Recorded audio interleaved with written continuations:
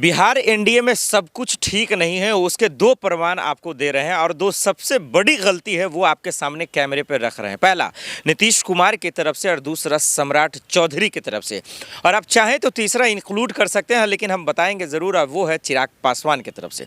लेकिन सबसे पहले समझिए, विधानसभा सत्र बिहार में भी अब चलना शुरू हो गया। तेजस्वी यादव शपथ ले चुके हैं नेता प्रतिपक्ष के तौर पर। लेकिन इधर देखिए सम्राट चौधरी क्या कह रहे हैं। सम्राट चौधरी कह रहे हैं कि मैं जब से गृह मंत्री बना हूं, थर थर माफिया गुंडे कांप रहे हैं, बुलडोजर जबरदस्त तरीके से चल रहा है। अब सोचिए बुलडोजर चल किस पे रहा है? पासवान समाज पे चल रहा है, दलितों पे चल रहा है, गरीबों पे चल रहा है। तो अब नीतीश बाबू क्या कर रहे हैं भाई, जो गरीबों के नाम पे सरकार बनाए हैं? चिराग बाबू क्या कर रहे हैं, जो पासवान के बदौलत जो है विधायक तैयार किए हैं? तो ये बड़ा सवाल है। तो आइए पहले नीतीश जी और चिराग पासवान का खेल समझाते हैं, सम्राट का, और फिर चिराग पासवान का समझेंगे कि दलितों का इस्तेमाल क्यों कर रहे हैं वो।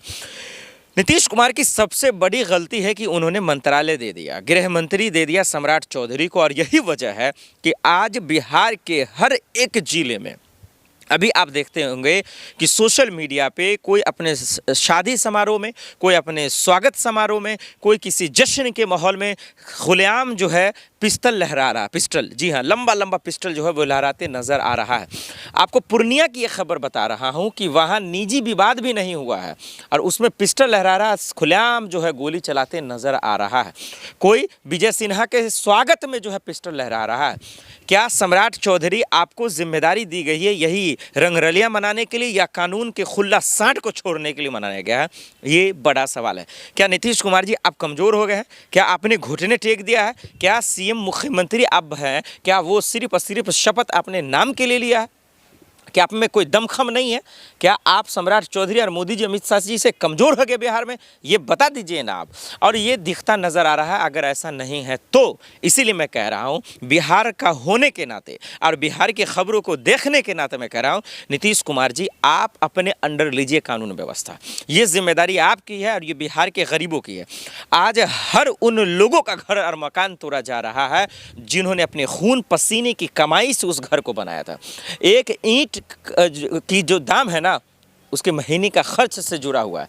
लेकिन ये फीलिंग, ये तकलीफ वो उन्हीं को समझ में आएगा जो विधायक, जो नेता गरीबों के बदौलत बने। वो चीज़ आज सम्राट चौधरी को नहीं दिख रहा। वो पावर के शक्ल में, कुर्सी के लालच में वो अंधे हो चुके हैं और इसीलिए कह रहे हैं गुंडे माफिया थर थर तो कांपेंगे। लेकिन ये आजकल नए नए लौंडे सब जो हैं वो दिन दहाड़े गुंडागर्दी कर रहे हैं, दिन दहाड़े पिस्टल लहरा रहे हैं, दिन दहाड़े जो है बुलडोजर माफिया, शराब माफिया, बालू माफिया जो है गुंडागर्दी करते नजर आ रहे हैं। तो सम्राट चौधरी आप कह रहे हैं कुछ, हो रहा है कुछ। आप कह रहे हैं माफिया अब जो है थर थर कांपेगा, किसी को बख्शा नहीं जाएगा, अपराधी का इलाज होगा। यहाँ इलाज तो गरीबों का हो रहा है, इलाज तो बिहार वासियों का हो रहा है। बिहार की जनता को तो आप धोखा दे रहे हैं। तो कहीं ना कहीं मुझे लग रहा है कि नीतीश कुमार को एक्शन में आना होगा, ताकत दिखाना पड़ेगा, पावर दिखाना पड़ेगा, और खास करके जो मंत्रालय आपने दिया, जो जिम्मेदारी दिया, और अगर वो नहीं संभाल पा रहे तो उसका इलाज तो कीजिए महोदय, क्योंकि ये ठीक खबर नहीं है जो बिहार से आ रही है। बार बार मैं बता रहा हूँ इस बात को लेकर, गरीबों पर जुल्म हो रहा है। ये बेइंतहा दलितों पर को परेशान किया जा रहा है, उनको जलील किया जा रहा है। अरे आप जाइए ना, जिसको मंत्री बनाना है बना दीजिए, जिसको कुर्सी देना है दे दीजिए, जिसको जो पद देना है दे दीजिए, लेकिन कम से कम कानून व्यवस्था की जिम्मेदारी तो नीतीश बाबू आप संभालिए। आपको लालू राज से छीनकर नीतीश राज में इसीलिए दिया गया था ना कि राम राज्य आए, महाजंगल राज नहीं आए, और आज बिहार में महाजंगल राज है।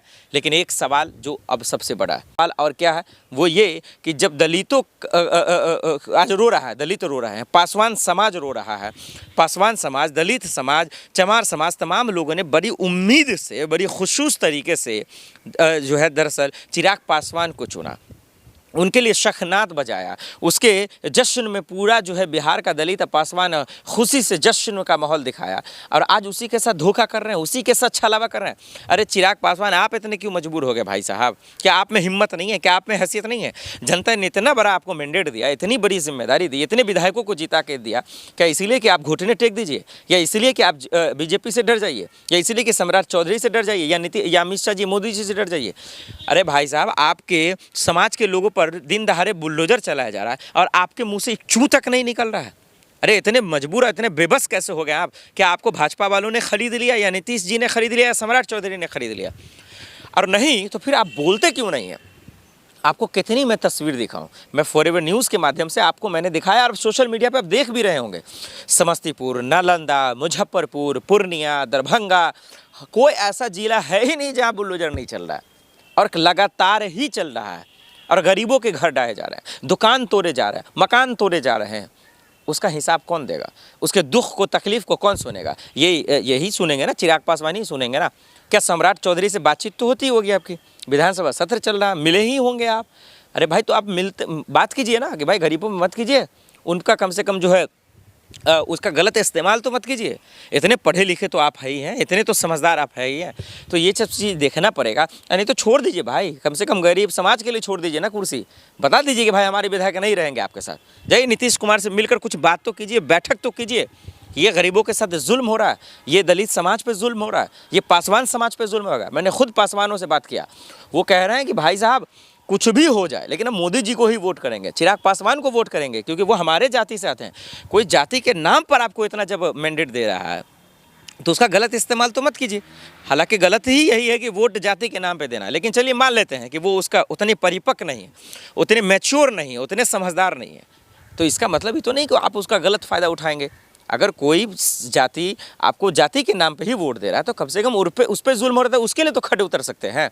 बाकी छोड़ दीजिए, मुसलमानों का छोड़ दीजिए, आप ब्राह्मणों का छोड़ दीजिए, तमाम लोगों का। लेकिन ये बहुत ज़रूरी है, इसलिए मैं बार बार कह रहा हूँ, दो बातें जो थी वो, एक तो नीतीश कुमार और सम्राट चौधरी वाला, एक तो गलती हुई है मंत्रालय देकर, कानून व्यवस्था की जिम्मेदारी उनको देकर, लेकिन कम से कम चिराग पासवान आपकी आंखें तो खुली होंगी। आप तो अक्लमंद है, आप तो होशमंद है, आप तो केंद्र में भी और राज्य में भी आपकी भागीदारी है, आप तो एनडीए के साथ हैं, आपसे तो मोदी जी, अमित शाह जी सबसे बात होती होगी।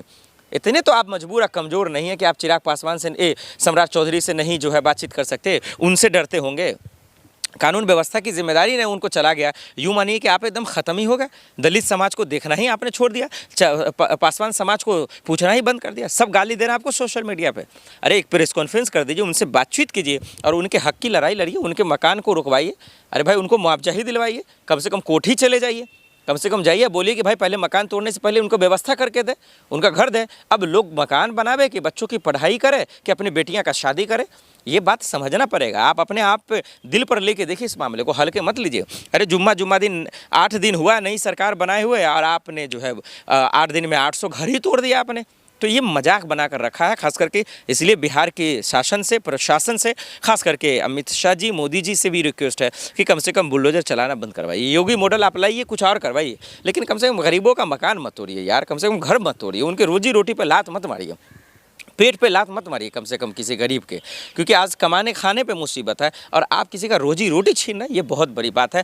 और नहीं तो जनता जब जवाब देगी ना, तो चाहे नीतीश जी हो, सम्राट जी हो या फिर चिराग पासवान हो, पानी पीने का मोहलत नहीं मिलेगा, सांस लेने का जो है वक्त भी नहीं मिलेगा। जैसे कि दिल्ली में इस वक्त आप सांस नहीं ले सकते हैं, जो हालात दिखता नज़र आ रहा है।